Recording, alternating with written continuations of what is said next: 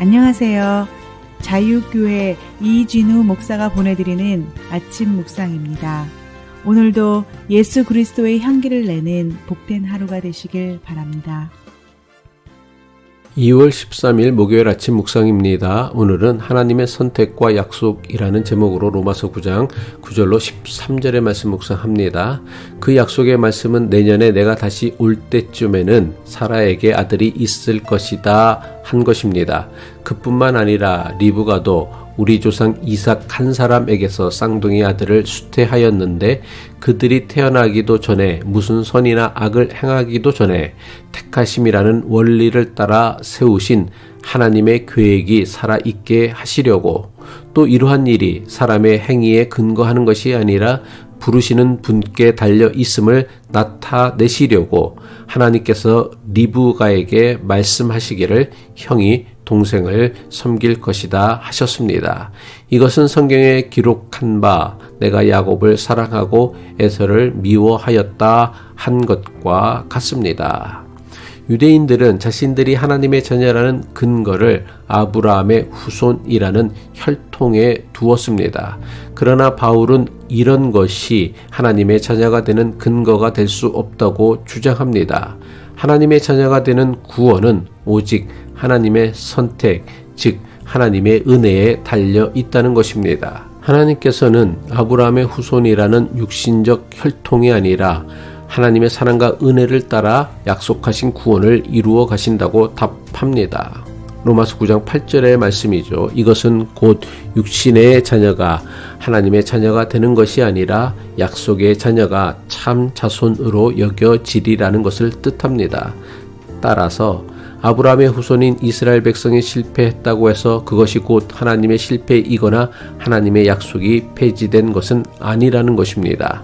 하나님께서 이스라엘의 조상이라고 하는 아브라함을 택하시고 그를 부르시어 그에게 주신 약속이 무엇입니까? 창세기 12장 3절의 말씀이죠. 너를 축복하는 사람에게는 내가 복을 베풀고 너를 저주하는 사람에게는 내가 저주를 내릴 것이다. 땅에 사는 모든 민족이 너로 말미암아 복을 받을 것이다. 하나님께서 아브라함을 택하신 이유는 아브라함을 통해 모든 민족이 복을 받게 하려는 것입니다. 여기서 복은 하나님을 알고 하나님의 뜻대로 사는 삶, 즉 구원의 삶을 의미합니다. 다시 말해 하나님께서는 아브라함과 그의 후손을 통해서 온 민족을 구원받게 하려는 것입니다.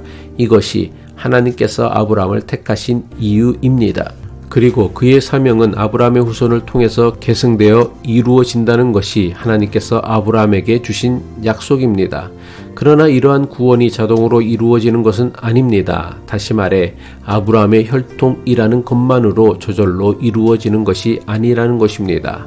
바울은 혈통이 아닌 하나님의 주권적 섭리와 은혜를 설명하기 위해 리브가의 쌍둥이 아들 에서와 야곱을 예로 들어 설명합니다. 바울은 리브가의 쌍둥이 아들 에서와 야곱이 아직 태어나기도 전에 하나님께서는 야곱을 선택하셨다고 말씀합니다. 로마서 9장 11절이죠. 그들이 태어나기도 전에 무슨 선이나 악을 행하기도 전에 택하심이라는 원리를 따라 세우신 하나님의 계획이 살아있게 하시려고. 이것은 인간의 공로나 노력과 관계없이 하나님의 뜻과 계획이 우선됨을 강조하는 것입니다. 더 나아가 하나님의 방식과 기준은 세상의 기준이나 방식과는 다르다는 것을 보여주는 말씀입니다. 장자로 태어난 에서 대신 야곱을 선택하여 하나님의 뜻을 이루어 가셨다는 말씀에서 우리는 인간의 기대와 하나님의 선택이 종종 충돌한다는 사실을 발견하게 됩니다. 에서는 장자로서 당시 사회나 문화에서는 절대적인 우선권을 가졌지만 하나님은 둘째였던 야곱을 선택하셨습니다. 바울은 에서와 야곱의 이야기를 통해 혈통과 세상의 질서가 하나님의 뜻을 결정하는 기준이 아니라는 점을 드러낸 것입니다. 하지만 하나님의 이러한 선택이 배제와 차별을 의미하는 것은 아님을 알아야 합니다. 바울이 에서와 야곱의 이야기를 예로 든 이유는 하나님의 선택이 인간의 자격이나 혈통이 아닌 하나님의 약속과 은혜를 통해 이루어진다는 점을 강조하기 위함입니다. 여기서 우리는 하나님의 선택이 어떤 사람을 제외하는 것이 아니라 그 선택을 통해 세상을 향한 새로운 길을 열어가신다는 것을 깨달을 수 있어야 합니다. 이것은 예수님의 말씀에서도 분명하게 확인할 수 있습니다. 사람들이 예수님에게 선생님의 어머니와 형제들과 누이들이 선생님을 찾고 있다는 소식을 전합니다. 마가복음 3장 32절이죠. 무리가 예수의 주위에 둘러 앉아 있다가 그에게 말하였다. 보십시오. 선생님의 어머니와 형제들과 누이들이 바깥에서 선생님을 찾고 있습니다. 그러자 예수님께서 저들에게 어떻게 말씀하셨습니까? 마가복음 3장 35절이죠. 누구든지 하나님의 뜻을 행하는 사람이 곧 내 형제요 자매요 어머니다. 아무리 예수님의 육신의 가족이라도 저절로 하나님 나라에 들어가는 것이 아니라는 것입니다. 많은 사람이 야곱을 사랑하고 에서를 미워했다라는 성경 말씀에 대해 하나님께서 편애적으로 한 사람을 선택하고는 다른 사람을 버리신다고 오해합니다. 그러나 바울이 강조하려는 것은 야곱과 에서 개인에 대한 감정적 사랑이나 미움이 아닙니다.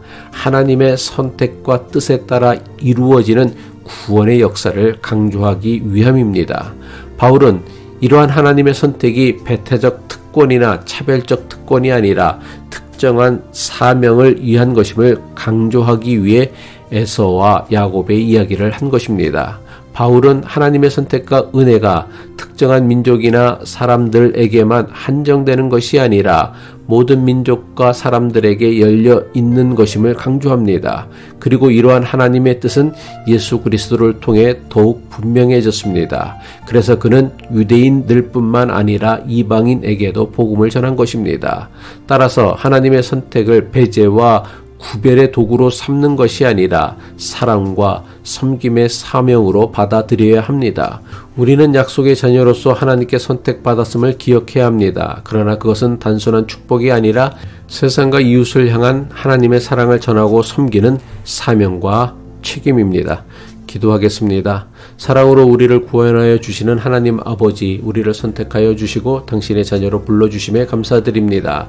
우리의 부르심을 특권으로 여기지 않고 하나님의 사랑과 은혜를 전하는 사명과 책임으로 깨닫게 하옵소서. 우리의 생각과 기준이 아닌 하나님의 뜻과 계획을 따라 살게 하시고 하나님의 사랑을 드러내는 믿음의 사람 되게 하옵소서. 예수 그리스도의 이름으로 기도합니다.